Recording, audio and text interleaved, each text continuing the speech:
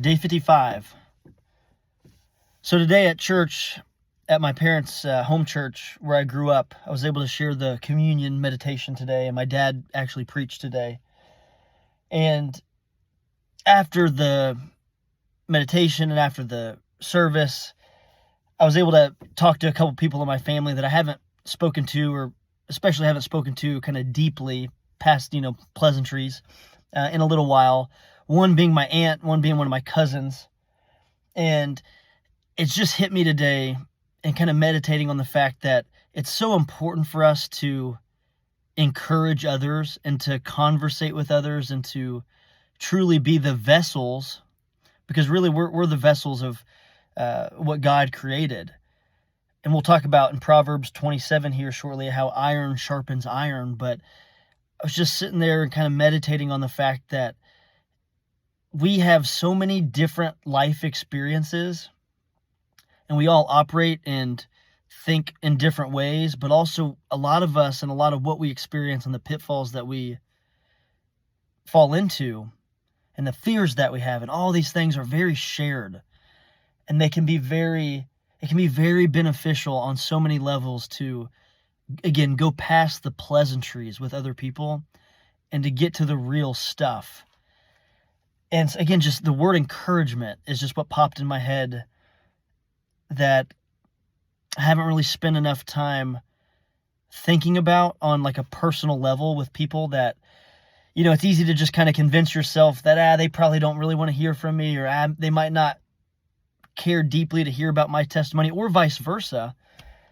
And wow, the more that we can be vessels of Christ to share what you've gone through mentally and physically, and be vulnerable about the challenges that you're currently facing and the fears that you have, or to celebrate and to be open about the things that you've been able to overcome, like all this stuff, such good conversation.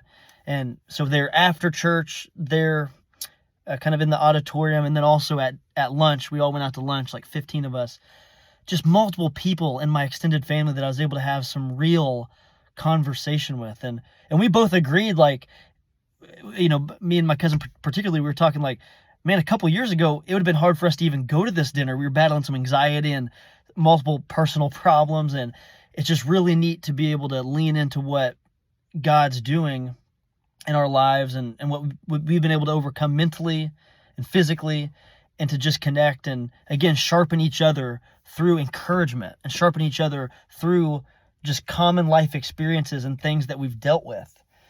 Such a good conversation, and it so much beats just isolating, and it so much beats just sitting on our phones. Like, we were meant to connect. We were meant to be in community. We were meant to have responsibility and to be around each other and to challenge each other and to encourage each other. So I love it. It really filled my cup today. So I got a couple verses I want to read. One being very short.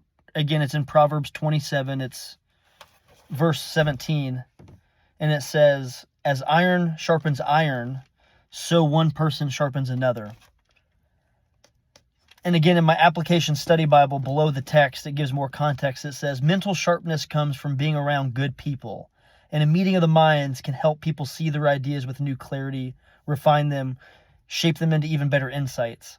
This requires discussion partners who can challenge one another and stimulate thought, people who focus on an idea without involving their egos in discussion, people who know how to attack the thought and not the thinker. Two friends who bring their ideas together can help one become sharper." And it's just, we learn so much, and we learn how to think about it from multiple perspectives when you just have someone that you trust, that you can go deeper. And in a world like today with immediate gratification, it's so easy to just stick in that shallow pleasantry zone. But I guess what I'm saying is, I challenge myself and anyone listening to this, like, go out of your comfort zone to initiate one of those conversations. Even if it's not reciprocated, you'll know you tried. But with someone that maybe you've been meaning to talk to, or you want to encourage, or you want to share something about yourself and open up, like, see what that leads to, because I can almost bet you that it'll be refreshing for them as much as it is, and as much as it is filling for you as well. And then the other verses I have are in Psalm Psalm chapter 119, verses 105 through 107. And it says, "Your word is a lamp for my feet, a light for my path. I have taken an oath and confirmed it, that I will follow your righteous laws. I have suffered much. Preserve my life, Lord, according to your word."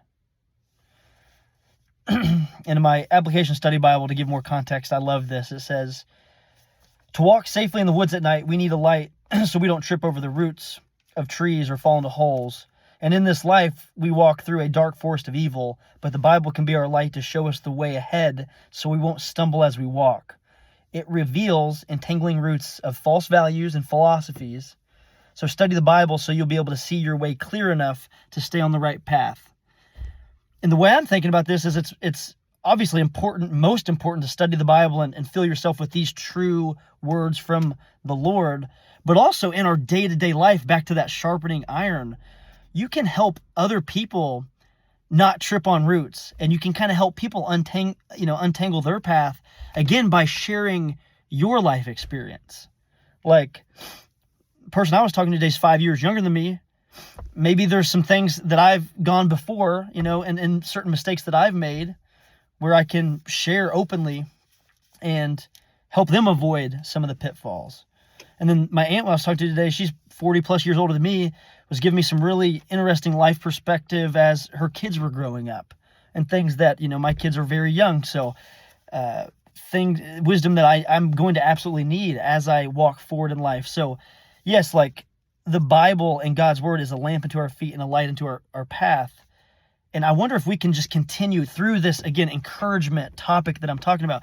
Can we use that and leverage that by just having deep, meaningful connection with others so we can untangle other people's paths, at least provide that light for them, be the light. So I'll leave you with this today, just a quote. It says, "What you are is God's gift to you. What you become is your gift to God." Again, meditating on these things today is like, I want to become everything that God enables me to be within his will. I want to maximize on the gifts that he's given me. I've spent too many seasons of my life not doing that, selectively tuning God out at times, to be honest. I don't want to live that way anymore. And it's been such a blessing to be in a season of life of just intentionality. I'm still struggling, at times with certain things, and I still fail daily with certain things, but I think just encouraging other people, opening up and being vulnerable, just listening to other people's stories and their perspectives and taking it in and resting in that, and then encouraging them back. Like, again, today's a Sunday, and just between speaking at church and then the sermon and then having meaningful conversation and lunch with family, like, definitely understand why it's important to be in community, because days like today just help the perspective, help the posture of my heart as I look forward to the next week and month and year. So hopefully we just think about encouraging others as we take our daily walk with Jesus. That's day 55.